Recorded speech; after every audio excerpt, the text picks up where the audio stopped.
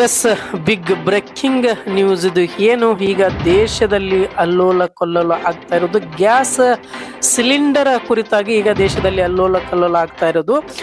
ಈ ಕುರಿತಾಗಿ ಕೇಂದ್ರ ಸರ್ಕಾರ ಒಂದು ದೃಢವಾದ ನಿರ್ಧಾರವನ್ನ ತೆಗೆದುಕೊಂಡಿದೆ ಅಂತಾನೆ ಹೇಳ್ಬೋದು. ಯಾಕೆಂದ್ರೆ ಅಮೆರಿಕ, ರಷ್ಯಾ ಈ ಜಂಟಿ ನಡುವೆ ಆಗ್ತಾ ಇರುವ ಈ ಒಂದು ಯುದ್ಧದಲ್ಲಿ ಮತ್ತು ಸುಮಾರು ಏನಾಗ್ತಾ ಇತ್ತು ಈ ತೊಂದರೆದಲ್ಲಿ, ಆಮೇಲೆ ಸಾರ್ವಜನಿಕರಿಗೆ ಮತ್ತೆ ದೇಶಕ್ಕೆ ಸುಮಾರು ಒಂದು ಸಾಮಾನ್ಯ ವರ್ಗಕ್ಕೆ ಆಗ್ತಾ ಇರುವ ತೊಂದರೆ ಏನಂದ್ರೆ ಅಂದ್ರೆ ಗ್ಯಾಸ್ ಸಿಲಿಂಡರ್ ಕುರಿತಾಗಿ ಸಮಸ್ಯೆ ಆಗ್ತಾ ಇರೋದು. ಯಾಕೆಂದ್ರೆ ಬೇರೆ ದೇಶದಿಂದ ಬೇರೆ ದೇಶ ಬರ್ತಾ ಇರುವಂತದ್ದು ಆ ದೇಶದಿಂದ ಏನು ವ್ಯಾವಹಾರಿಕವಾಗಿ ಕಟ್ಟಾಗಿತ್ತು ಅದನ್ನ ಈಗ ಒಂದು ದೃಢವಾದ ನಿರ್ಧಾರವನ್ನ ತೆಗೆದುಕೊಂಡಿದೆ ಅಂತಾನೆ ಹೇಳ್ಬೋದು. ಈಗ ಏನಂದ್ರೆ ಸುಮಾರು 3,50,000 ಟನ್ ಅನ್ನ ಗ್ಯಾಸ್ ಅನ್ನ ಬೇರೆ ದೇಶದಿಂದ ತೆಗೆದುಕೊಳ್ಬೇಕ ಅಂತ ಕೂಡ ಭಾರತ ದೇಶ ಈಗೊಂದು ನಿರ್ಧಾರವನ್ನ ತೆಗೆದುಕೊಂಡಿದೆ ಅಂತಾನೆ ಹೇಳ್ಬೋದು. ಯಾಕಂದ್ರೆ ಬೇರೆ ಬೇರೆ ದೇಶದಿಂದ ಉತ್ಪಾದನೆ ಅಂತ ನಾವು ಬರ್ತಾ ಇದೆ, ನಾವು ಹಡಗಿನಲ್ಲಿ ಅಥವಾ ಸಮುದ್ರ ಇದರಲ್ಲಿ ಬರ್ತಾ ಇದೆ ಅಂತ ನಾವು ಕಾಯ್ಕೊಂತ ಕುತ್ಕೊಳ್ಳಕ್ ಆಗಲ್ಲ ಅನ್ನೋ ವಿಚಾರವನ್ನು ಕೂಡ ನಾವು ನೋಡ್ತಾ ಇದ್ದೀವಿ.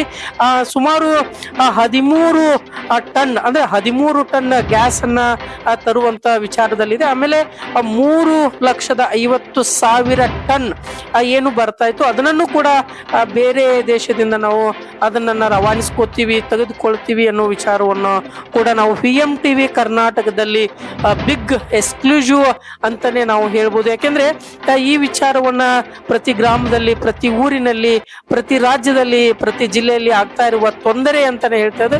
ಈ ಕುರಿತಾಗಿ ಇನ್ನೂ ಹೆಚ್ಚಿನ ಮಾಹಿತಿಯನ್ನ ನಾವು ಕೊಡ್ತಾ ಬರ್ತಾ ಇದೀವಿ PMTV ಕರ್ನಾಟಕದಲ್ಲಿ. ಆದ್ರೆ ಈ ಒಂದು ಯುದ್ಧ ಯಾವಾಗ ಮುಗೀತಿ ಅಥವಾ ಯಾವಾಗ ಈ ಘರ್ಷಣೆ ಮುಗೀತಿ ಅನ್ನೋದನ್ನು ಕೂಡ ವಿಚಾರದಲ್ಲಿ ಬಹಳ ಸ್ಪಷ್ಟವಾಗಿ ನಾವು ತಿಳಿಸ್ತಾ ಬರ್ತಾ ಇದೀವಿ ನಮ್ಮ PMTV ಕರ್ನಾಟಕದಲ್ಲಿ.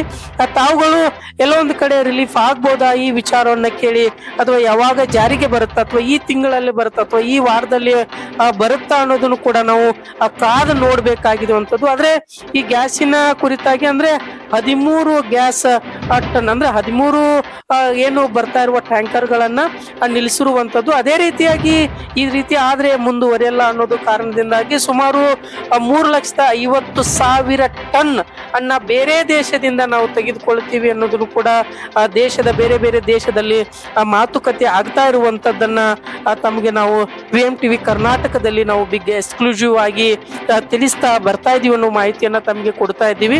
ಸೊ ಯಾಕೆ ಈ ರೀತಿ ಆಗುತ್ತೆ ಅನ್ನೋದು ಕೂಡ ಮುಂದೆ ಕಾಯ್ದು ನೋಡ್ಬೇಕು, ಯಾವಾಗ ಜಾರಿ ಆಗುತ್ತೆ ಅನ್ನೋದು ಕೂಡ ನೋಡ್ಬೇಕು ಇದನ್ನ.